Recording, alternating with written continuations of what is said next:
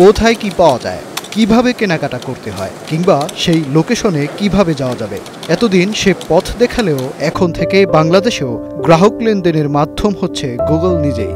দীর্ঘ প্রতীক্ষার পর বাংলাদেশে আনুষ্ঠানিকভাবে চালু হতে যাচ্ছে গুগল পে সেবা।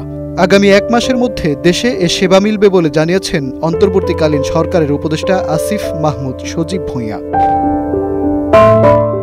দেশ ও দেশের বাইরে লেনদেন, কেনাকাটা ও টাকা ট্রান্সফার সবকিছুই হবে গুগল ওয়ালেটের মাধ্যমে। ফলে আলাদা করে কোনো ডেবিট কার্ড বহন করতে হবে না। হাতে থাকা স্মার্টফোনই হবে ডিজিটাল ওয়ালেট। তবে মোবাইল ফিনান্সিয়াল সার্ভিসের মতো হাতে হাতে পৌঁছাচ্ছে না এ সেবা। কারণ অন্যান্য মোবাইল ফিনান্সিয়াল সার্ভিসের মতো হাতে শুধু স্মার্টফোন থাকলেই হচ্ছে না। গুগল পের সেবা নিতে গ্রাহকের থাকতে হবে একটি ব্যাংক অ্যাকাউন্ট। তবে বাংলাদেশে প্রথম অবস্থায় শুধু সিটি ব্যাংকের গ্রাহকরাই পাচ্ছেন এটি ব্যবহারের সুযোগ।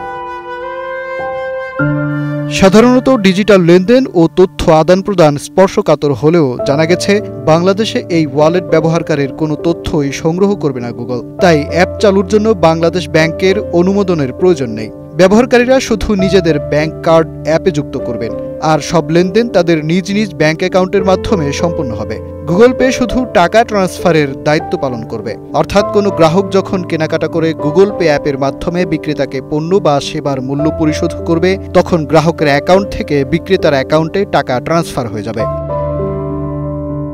গুগল ওয়ালেট সাধারণত ব্যবহারকারীদের কেনাকাটা, অনলাইন পেমেন্ট বা ব্যক্তি থেকে ব্যক্তি ট্রান্সফারের মতো লেনদেনে কোনো বাড়তি ফি নেবে না। তবে কার্ডধারীর ব্যাংক তাদের নিজস্ব নীতিমালা, কার্ড ও লেনদেনের ধরনের উপর ভিত্তি করে ফি ধার্য করতে পারে। বিদেশি মুদ্রার লেনদেনে 1 থেকে 3% পর্যন্ত ফি নির্ধারিত হতে পারে। মাজহার মাহবুব, স্টার নিউজ, ঢাকা।